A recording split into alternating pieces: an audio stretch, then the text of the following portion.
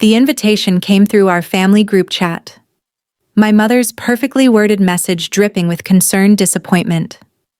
Emergency family meeting. Thursday, 7 p.m. Allison needs our help with her situation. My situation. That's what they've been calling my decision to quit my prestigious consulting job and start my own company. 2 years of subtle jabs, worried phone calls, and not-so-subtle hints about real jobs with actual benefits. I sat in my car outside my parents' colonial-style house, the same one I'd grown up in where success was measured in Ivy League degrees and corporate titles. My sister Olivia's Range Rover sat in the circular driveway next to Dad's Mercedes and Mom's BMW. My Toyota Corolla looked decidedly out of place. Exactly how they saw me these days. My phone buzzed. Another message from Noah, my CFO. Forbes article goes live at 8:00 p.m. Eastern Standard Time. You ready for this? I texted back. Perfect timing.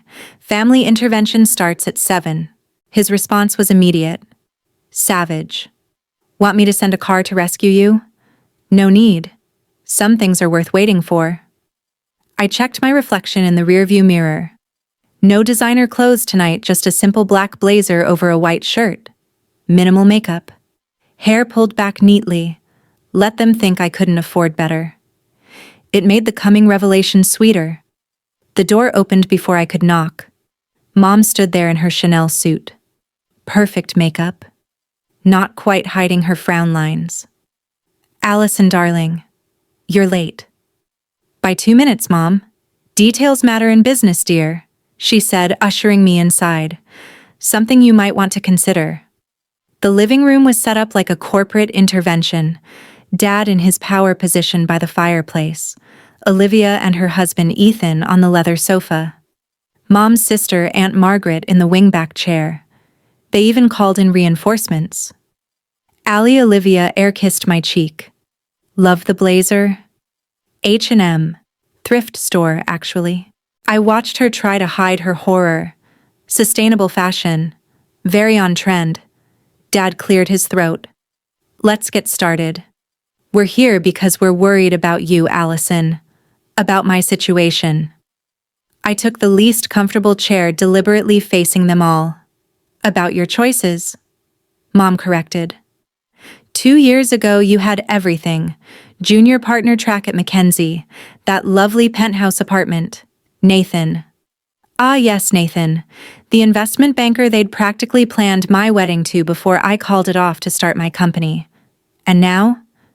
Dad gestured vaguely. Living in that tiny apartment. Driving that old car. Working on some, what do you call it? Tech startup implies growth potential, Ethan supplied helpfully. He smiled. All teeth and MBA confidence. I took a look at your sector, he added. The market's saturated. No room for new players without serious capital backing. I bit back a smile. Ethan, who'd tried to get his own startup funded 3 times before falling back on his trust fund.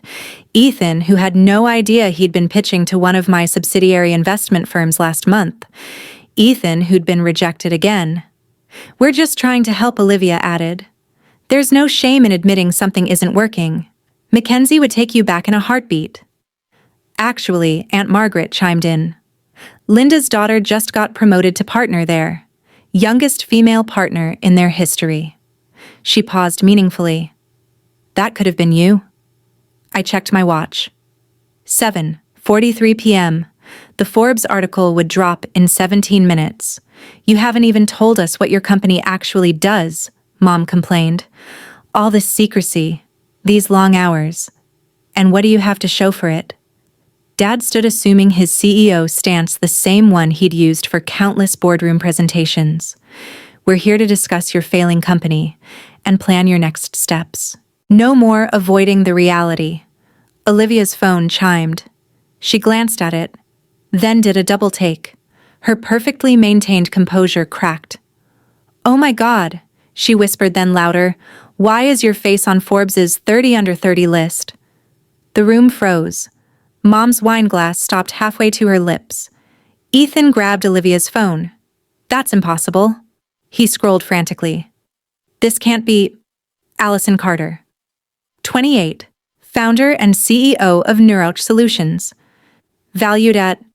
He stammered. This has to be a mistake. $2 billion, I supplied calmly. That's the current valuation after our last funding round. Though that number's a bit outdated now. Dad sank back into his chair. $2 billion. Would you like to know what my company does now? I pulled out my tablet opening our investor presentation. Neuroch Solutions develops AI-driven adaptive learning systems. We're revolutionizing how machines process and respond to complex data. That tiny apartment I live in, it's actually the smallest unit in a building I own. That old Toyota, I bought it because it's practical and reliable, like all good investments should be. Mom's wine glass trembled. But you never said anything. You never asked. You were too busy lamenting my failure to notice my success. I stood up, straightening my thrift store blazer. Our technology is being implemented by major tech companies worldwide. That's why I've been working such long hours. That's why I've been secretive. And that's why, in about 2 minutes, Forbes is running a feature article about how a 28-year-old woman built a multi-billion-dollar tech empire, while her family thought she was failing. Olivia's phone kept buzzing, notifications pouring in as the article went live. Ethan looked like he'd swallowed something sour. Aunt Margaret was already dialing, probably calling Linda about her suddenly less impressive daughter. $2 billion, Dad repeated, shell-shocked. Actually, I checked my phone as Noah's message came through. Make that $3 billion. We just closed another acquisition. I'd tell you more, I said, slipping the tablet back into my bag. But I have a video interview with CNBC in an hour. They're doing a special on disruptive tech leaders. The silence was deafening. Then Mom spoke, her voice small. But why didn't you tell us? I looked around the room, at their shocked faces, their shattered assumptions, their crumbling certainty about who I was and what I could achieve.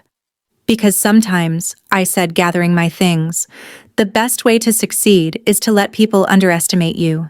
It's amazing how much you can accomplish when no one's watching. My phone buzzed again. That's my car. Unlike my Toyota, this one's actually expensive. Comes with the whole Forbes photo shoot thing. I headed for the door, then turned back. Oh, and Olivia, that startup Ethan pitched last month, the one rejected by Carter Ventures, that's my investment firm. Better luck next time. I left them there, surrounded by their luxury brands and conventional success, while outside a sleek black car waited to take me to my next interview. Sometimes the best revenge isn't proving people wrong, it's letting them realize they never really knew you at all. And I was just getting started. The CNBC interview was just the beginning. By midnight, my phone had exploded with messages, old classmates suddenly remembering our close friendship, distant relatives, claiming they always believed in me, and most tellingly, a series of increasingly desperate texts from my family. Mom. Allison, please call us. We need to talk. Olivia. OMG ally. Why didn't you tell me I'm your sister? Ethan. About that pitch. Perhaps we could discuss over lunch? Dad. I don't understand. You had all this success and kept it secret from your own family. I ignored them all, focusing instead on the message from Noah. Stocks up 12% after the Forbes piece. Tokyo markets opening strong, ready for tomorrow's board meeting. The next morning, I walked into Neuroch's headquarters, a sleek glass tower in the heart of downtown, my name discreetly etched on the cornerstone. The security guard nodded respectfully. Good morning, Miss Carter. My executive assistant Rachel met me at the elevator.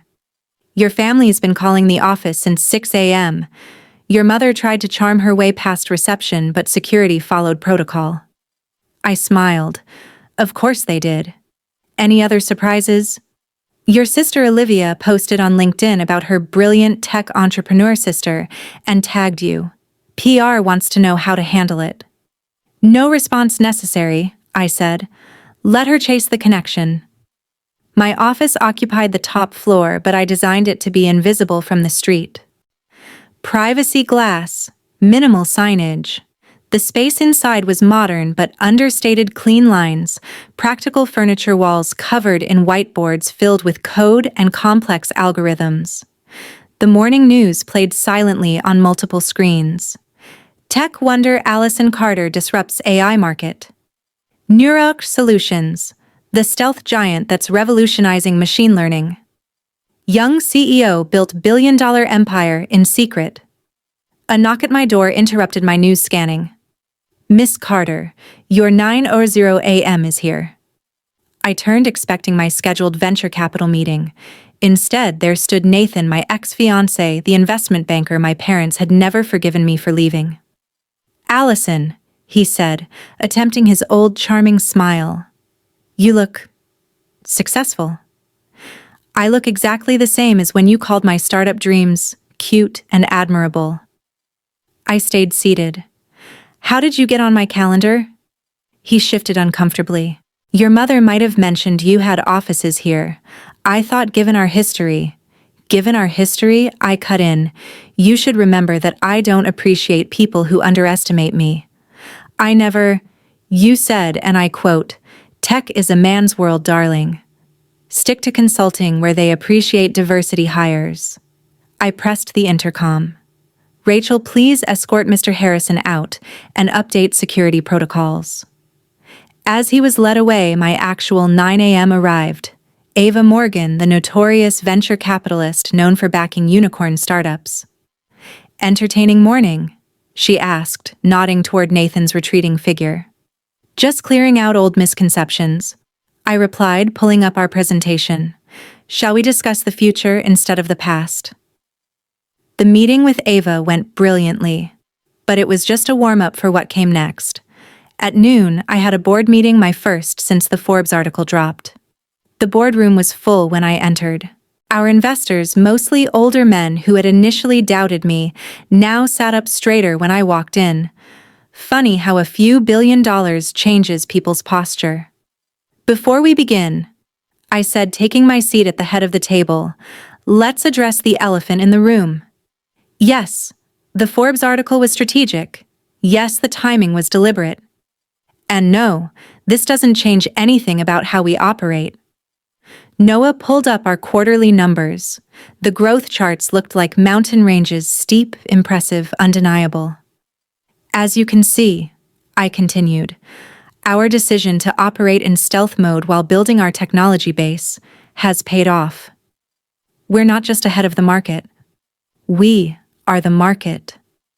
One of our early investors, a man who'd once suggested I bring in a more experienced CEO, cleared his throat.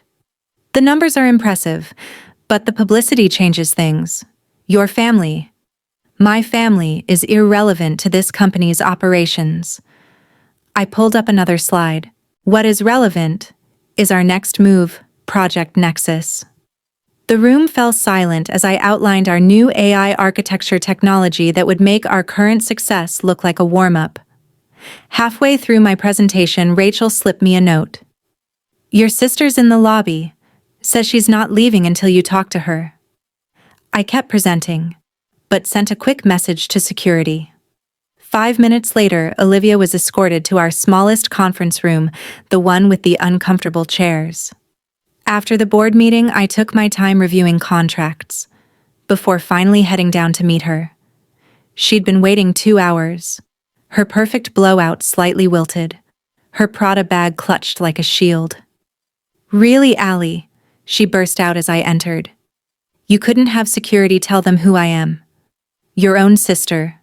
They know exactly who you are? I said, sitting down.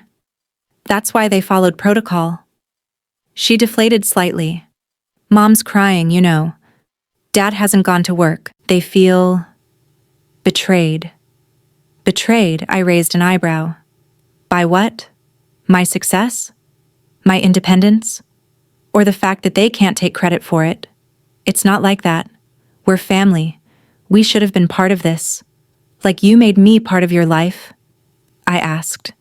All those family dinners where you and Ethan talked about your achievements, Those charity galas where mom introduced you as my successful daughter and me as Allison, she's finding herself. Olivia flinched. That's not fair. We didn't know because you never asked. I cut in. You were too busy feeling superior to actually see what I was building. And now I gestured around the room. Now that we know, can't we start over? Ethan would love to collaborate. Yes, Ethan. I pulled out my tablet, opening his pitch history. 3 failed startups, 2 SEC warnings for questionable trading practices, and a trust fund that's dwindling faster than his excuses. That Ethan. Her face paled. How did you? I know everything about everyone who tries to do business with my company, including the fact that he's been bad-mouthing me to potential investors for 2 years. Amateur hour, I believe he called it. Olivia's designer bag slipped from her fingers. He wouldn't? The recordings are quite clear. I stood up. Now, if you'll excuse me, I have a company to run. Wait. She grabbed my arm. What do you want? An apology. Fine. I'm sorry. We're all sorry. Just don't shove us out. I looked at her perfectly manicured hand on my blazer sleeve, the same blazer she'd mocked last night. I don't want anything from you, Olivia. That's the point. I built all of this without you. Without our parents. Without anyone's approval or support. And that's exactly how I'll continue. But what about family? I smiled sadly.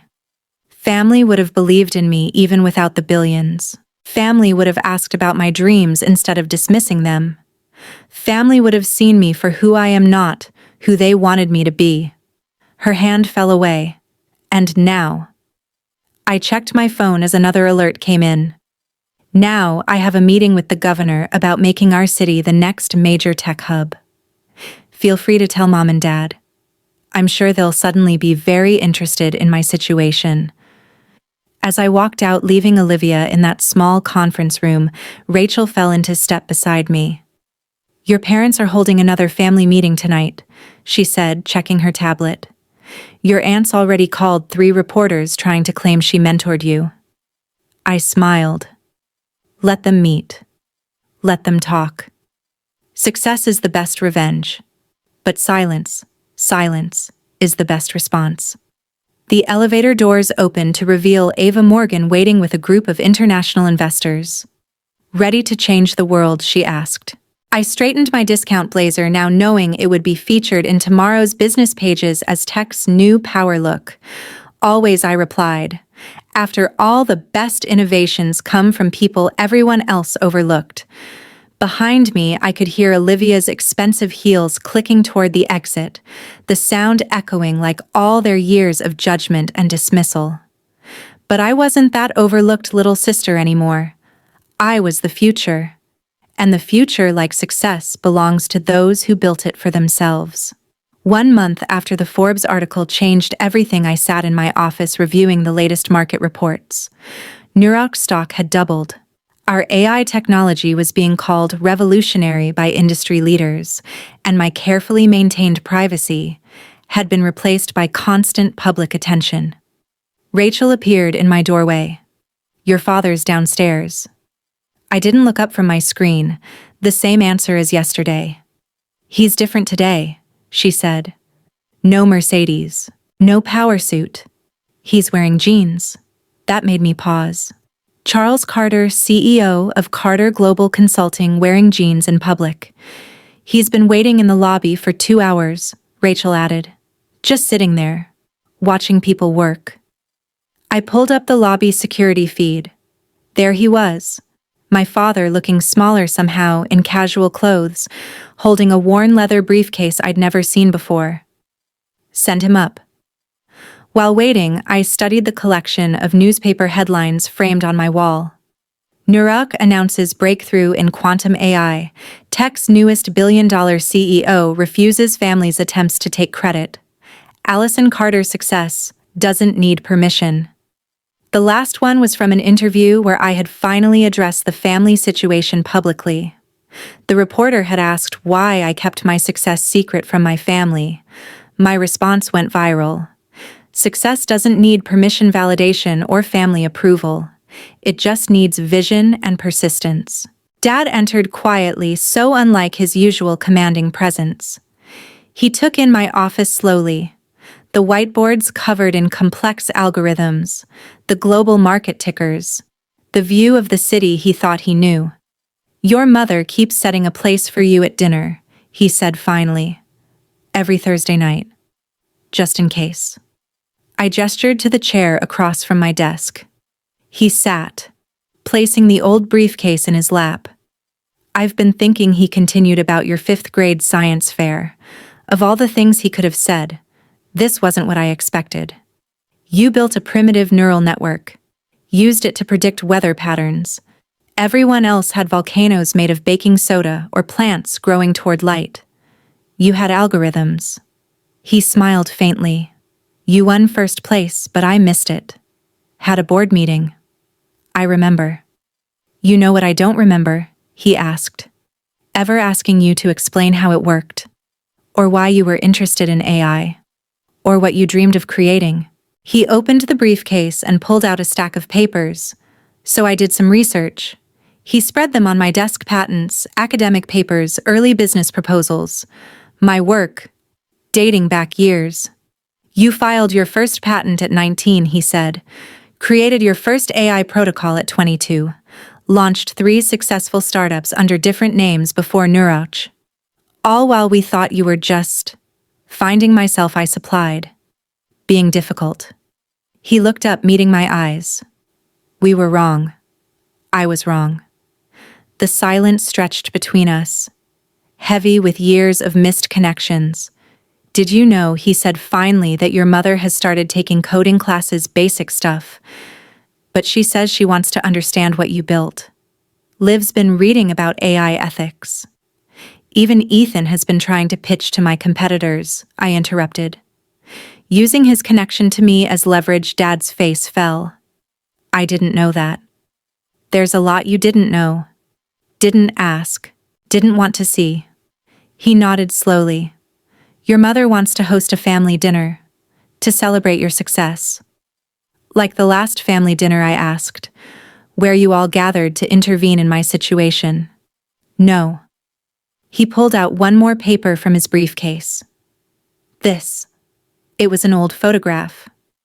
Me at that 5th-grade science fair, standing proudly next to my neural network display. Small, serious, and absolutely certain about my path. "When did we stop seeing you?" he asked quietly.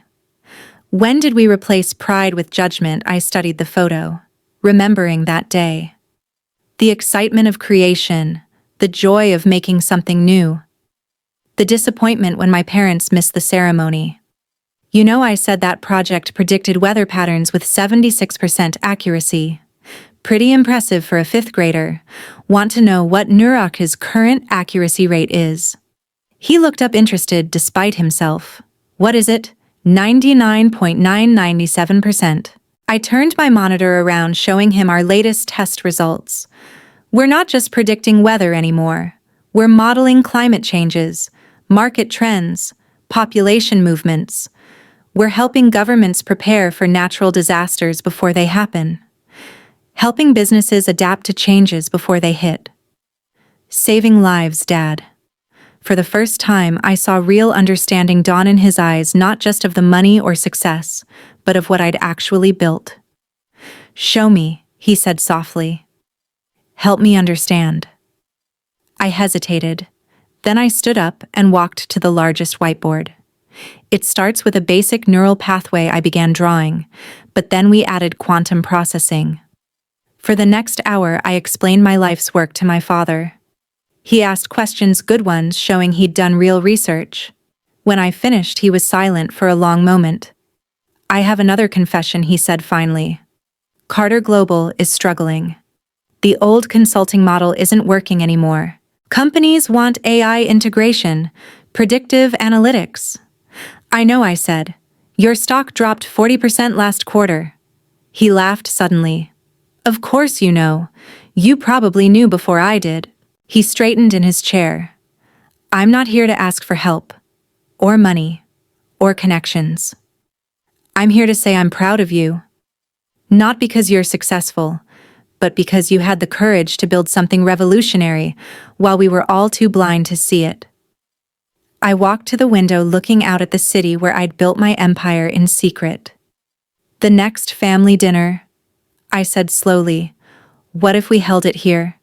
Here in my building. I'll give them a tour first. Show them what I actually do. No more assumptions, no more judgments, just reality. They'd like that, he said. Then carefully, I'd like that. One condition, I said, turning back to face him. Everyone comes on their own merits, no plus ones. Ethan isn't welcome. He nodded. Understood. Olivia's figuring that out anyway. His latest investment scheme cost them heavily. I know. I bought their debt last week through a subsidiary. His eyebrows rose. You did why? Because Olivia's still my sister. She needs to clean up her own mess. But I won't let her drown. I sat back down. Family is complicated. Success doesn't fix that. It just gives you the power to set better boundaries. Dad stood gathering his briefcase. Thursday at 7. Tell Mom to wear comfortable shoes. It's a big building. At the door, he paused. That article quote about success not needing permission. I'm framing it for my office, to remind me what real leadership looks like. After he left, Rachel brought in my afternoon schedule and a fresh coffee. Your mother's already called 3 times about Thursday, she said, and Olivia sent flowers. Donate the flowers, I replied. And Rachel, clear my Thursday evening schedule. It's time to show my family what I really built. That night, working late as usual, I added one more framed article to my Walltech CEO redefines family business. Success is the best teacher. Below it, I hung that old science fair photo, the little girl with big dreams who became the woman who changed the tech world. Sometimes the hardest part of success isn't building an empire. It's teaching others to see you for who you've become, not who they assumed you'd be. And as I looked out over my city, watching the lights twinkle in buildings where my technology was already at work, I smiled. Thursday would be interesting. But this time, I wouldn't be the one proving anything. I'd already done that. Now, it was their turn too.